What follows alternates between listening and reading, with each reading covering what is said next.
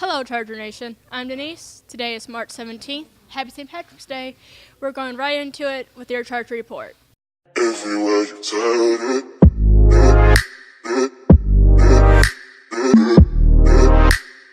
Everywhere you turn it. Senior Soakers, or Senior Assassin, whichever one you want to call it, has officially started for the 2017 Bullitt East Senior Class. The Bullitt East original game always intended to bring out the worst in students, as they've already been reported cheaters.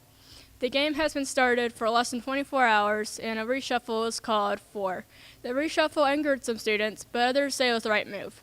Senior Soakers participant Luke Young had this to say about the reshuffle. I think that because they added so many late sign-ups, if they did not reshuffle, it would have screwed everything up.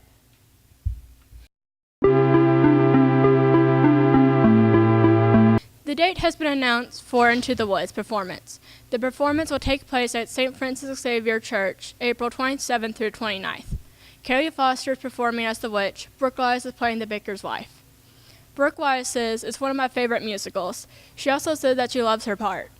They have just started working on Into the Woods. However, they have also worked on Charlie and Chocolate Factory. Brooke Wise is one of the directors for Charlie and Chocolate Factory. Art Club's helping paint sets for it, and it'll be sometime after spring break. When school started in August 2016, a new rule was passed that students aren't allowed to listen to music in hallways during class transition. It was made for safety purposes. In case there was an emergency, people would need to get the student's attention, but the student can't hear them because they have headphones in their ears. A lot of people are against this rule, and some aren't.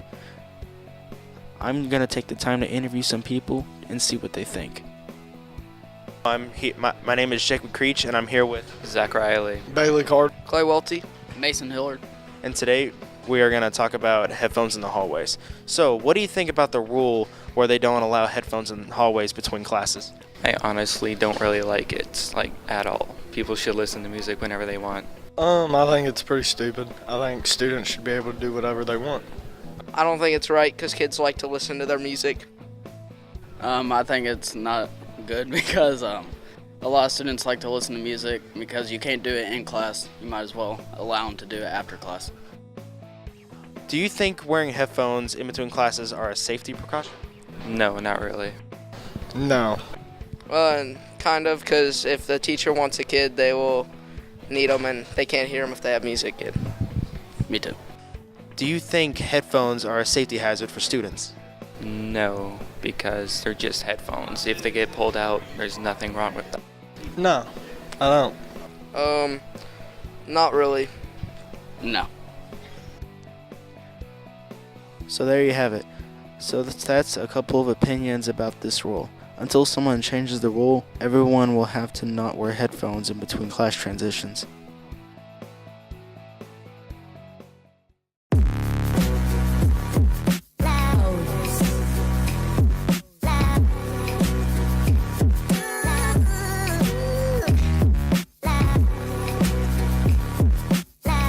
I'd like to listen to music in the hallways too.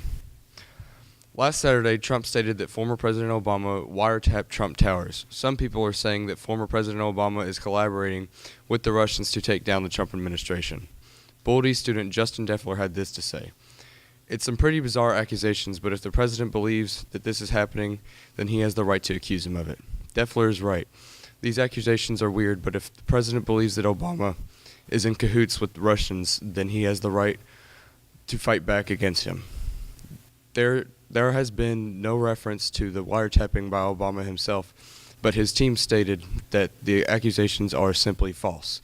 Kevin Lewis, Obama's lead spokesperson, stated that a cardinal rule of the Obama administration was that no White House official ever interfered with any independent investigation led by the Department of Justice. So what brought Trump to these accusations? Most news stations are stating that Trump is using this story to cover up his problems in the White House, even though it has already been concluded that he has not had relations with Russia in derogatory ways. This story was brought to you by Alex Lucas. I don't wear a toupee. Bullitt County Sheriff David Greenwell retired on Wednesday, March 1st, 2017. A new sheriff was appointed that same day, but there were several rumors going around weeks before his retirement was announced. rumors ranging from health issues to investigations by outside agencies. Greenwell began his career as an employee of the Bullitt County Detention Center.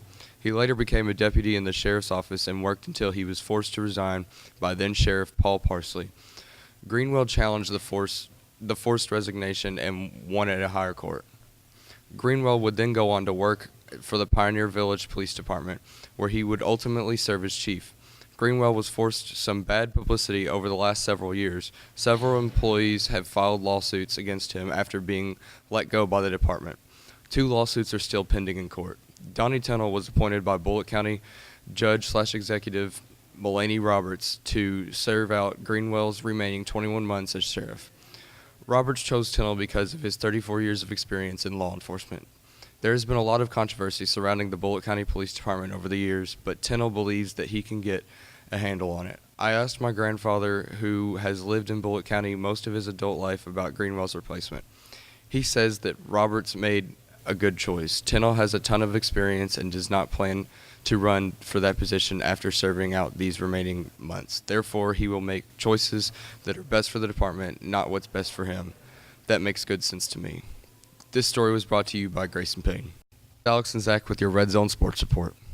I still don't believe Obama is 100% innocent. I'm glad Donnie Tyndall is the new sheriff, and this is your Red Zone Sports Report.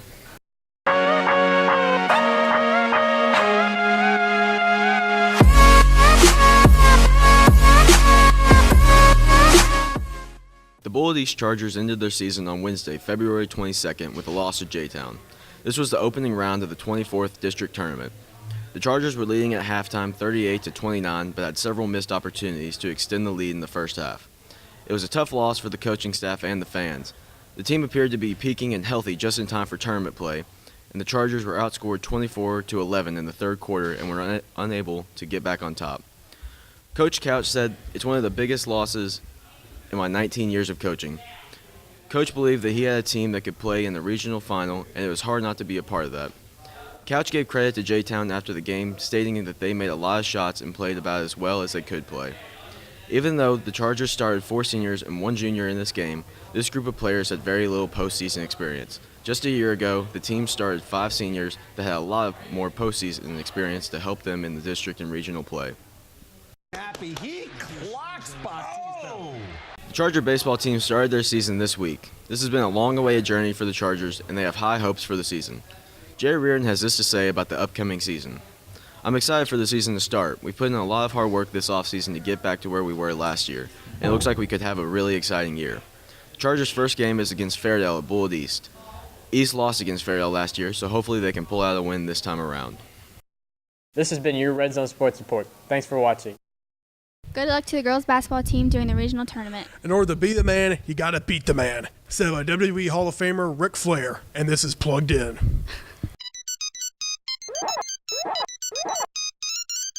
WrestleMania 33, the granddaddy of them all. WrestleMania 33 is coming soon, and there are already 8 crucial matches for the biggest event in history. The WWE Universal Champion Goldberg versus Brock Lesnar. Then the WWE World Heavyweight Champion Bray Wyatt versus Randy Orton. Then the Raw's Women's Champion Bayley versus Charlotte versus Sasha Banks versus Nia Jax. And the big dog Roman Reigns versus the Phenom The Undertaker, who has ruled WrestleMania for decades. To see who owns the WWE ring. Then the architect Seth Rollins versus the game Triple H. Then we have the Battle of the Friends, Kevin Owens versus Chris Jericho.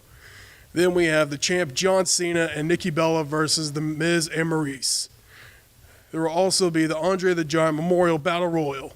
Now, with all of these matches on the card for WrestleMania 33, it's going to be something to watch on the WWE Network. And the only matches I'm going to be looking for is The Undertaker versus Roman Reigns and the Memorial Battle Royal. After years of hectic development, the popular webcomic Homestuck is getting its own game, Hive Swap.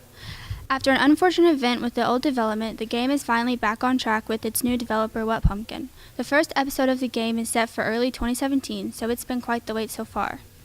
Hive Swap is an episodic storytelling game, raising more than $275,000 in hours on its Kickstarter. The game is about a girl named Joey Claire, who gets swapped with a troll boy named Demeek from the planet Alternia. The second episode will show Demik's journey on Earth. The game had a rocky start, but small updates started appearing throughout the next few years up until October 2016. When its teaser trailer was released, the original release date was set for this January, but this did not happen. Student Emily Maddox had this to say about the game. I'm really excited to get to play it, and based off what I've seen, I think and am hoping it'll be good. So fellow Bully Homestuck fans, there you have it. This story was brought to you by Matthew Maskey. Legend of Zelda Breath of the Wild. A new game in the Legend of Zelda series already out on the Nintendo Switch and Wii U. Rumors state that the map in this game is bigger than the award-winning game Skyrim. And I have played Skyrim a lot, and I was shocked on how big the map was. And I'm waiting to see how big the map in Breath of the Wild will be. Now, if you'll excuse me, I have to go save Princess Zelda before Link does. Let's see him try and get his hat back. Belle, a bright, beautiful, and independent young woman, is taken prisoner by a beast in its castle. Despite her fears, she befriends the castle's enchanted staff and learns to look beyond the beast's hideous exterior, allowing her to recognize the kind heart and soul of the true prince that hides on the inside. This week, the much-awaited movie Beauty and the Beast has been released. The movie is meant for all ages, making it a great family movie. A.O. Scott from the New York Times had this to say: "It looks good, moves gracefully, and leaves a clean and invigorating aftertaste. I almost didn't recognize the flavor. I think the name for it is Joy." That is all for Plugged In. Now back to the main studio. I'm Alex. I'm Zach. Woo! I'm Nick. I'm Samantha.